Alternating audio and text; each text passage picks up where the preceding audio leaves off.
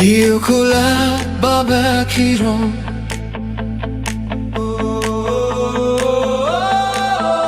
Sibum ki jait sin tiu ba fer Ban ke tiano mang nan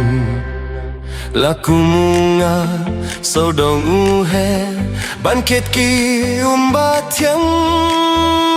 Habang ape jing itinad Ngala kum ket rumah Lawe jing suk klem da perkat Ngazdang babe kila Piu kula babakirong Ngam tiba pin syukur Pipin yap mat da kirong fong Pitloro shiteng par Piu kula babakirong Ngam tiba pin syukur Pipin yap mat da kirong fong Pitloro shiteng por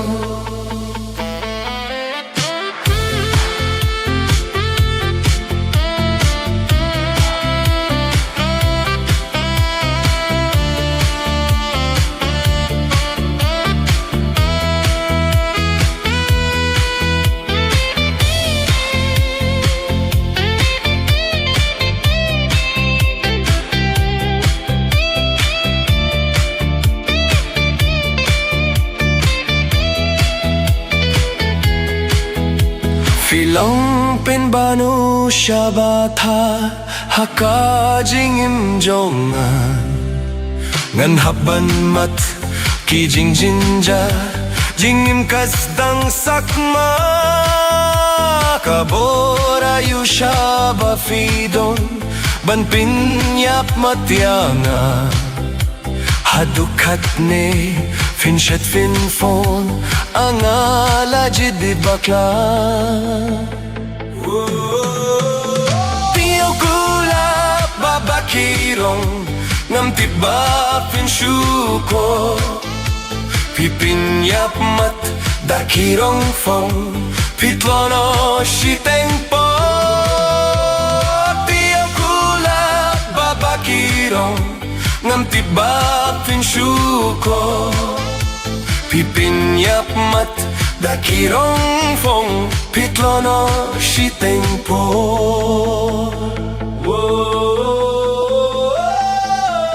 Shibum ki jait sin tiu ba fer Ban ke tiano ngam nang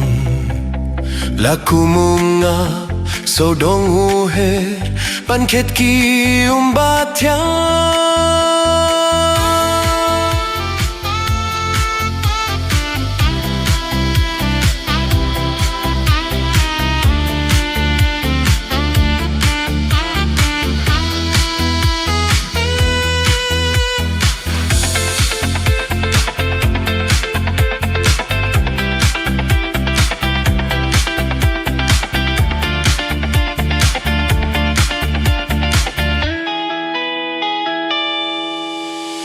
Habang ape jing itinad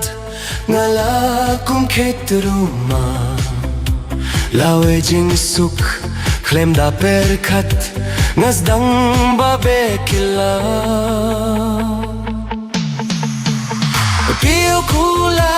babakirong Ngam tiba pin syukur Pipin yap mat da kirong fong Pitloro shiteng par Piu kula babakirong Ngam tiba pin syukur Pipin yap mat da kirong fong Pitloro shiteng por